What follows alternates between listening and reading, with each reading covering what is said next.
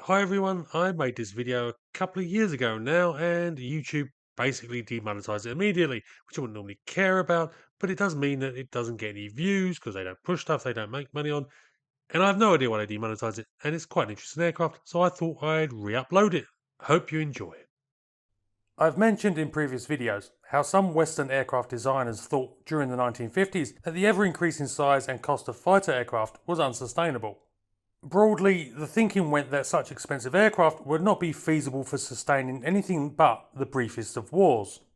This in turn led to the development of aircraft such as the Folon Nat and the Northrop F5 series. Though these aircraft may not have had the best performance or capabilities, the idea was that at least they would be available and competent enough for the job. Similar thinking in the so-called fighter mafia of the United States Air Force in the 1960s and 70s played a role in the creation of the F-16, though that aircraft eventually evolved into something very different from what was envisaged. Of course, the concerns on fighters' sizes and expense weren't limited just to the Brits and the Americans. Most countries dabbled with the light fighter concept, some being adopted and some simply laying the groundwork for successors. And amongst the latter was the Nanchang J-12. This aircraft was developed in the light of Chinese assessments of the air combat taking place over Vietnam between the forces of the United States and the North Vietnamese.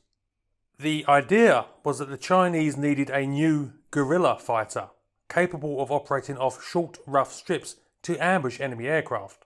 This was based on a tactic used by the North Vietnamese MiG-17s and 21s against American aircraft. The Chinese expected that in the event of a major conflict with either the Soviet Union or the United States, which in the mid-1960s were both possibilities, they would need to operate in this fashion against technologically superior opponents.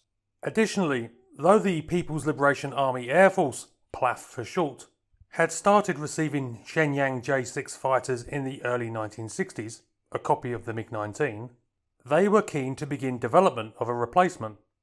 The concept was worked on by both the PLAF and Chinese aircraft companies, and in 1969 an official requirement was issued. In response, both Shenyang and Nanchang put forward proposals, but the latter was chosen to proceed.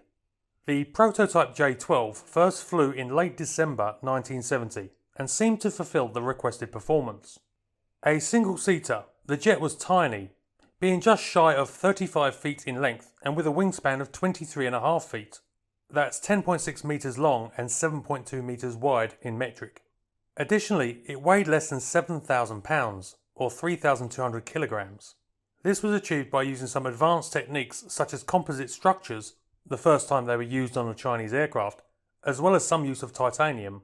This meant that though only powered by a single Wampum WP6 engine, a derivation of the engine used on the J6, which used two engines, the J-12 was capable of breaking the speed of sound.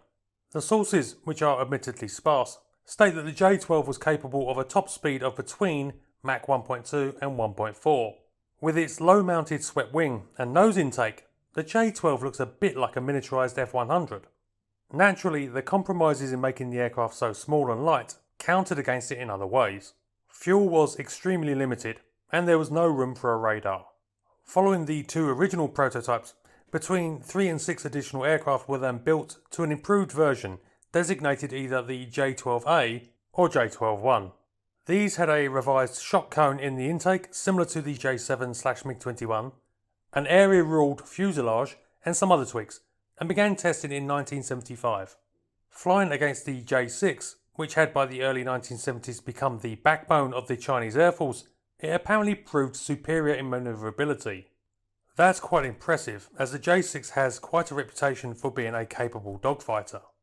For armament, the J-12 had two cannon, either 23mm or 30mm, or, according to some sources, one of each, plus the ability to carry two heat-seeking PL-2 missiles. Testing continued until 1977, but things were changing both politically and technologically. For starters, the Chinese were rapidly building the Chengdu J-7, their version of the MiG-21.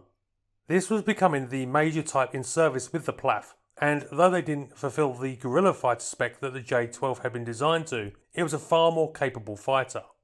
Additionally, it was recognised that with new Soviet and American aircraft like the MiG-23 and the Teen series coming into service, the J-12 was hopelessly outclassed. Also, the thawing relations with the United States meant that some access to Western technology was occurring and offered the prospect of the Chinese building much more capable aircraft. In 1977, the decision to cancel the project was taken and development was stopped. At least one J-12 remains on display at the Chinese Aviation Museum. But although it didn't get adopted, the J-12 represented a major leap for China's aero industry. Up until its development, most of the country's aircraft had been copies or derivations of other countries' designs. With the J-12, China's aircraft designers really began to push their limits and just what they were capable of. As a result, the J-12 represents an important step in the development of the Chinese aircraft industry.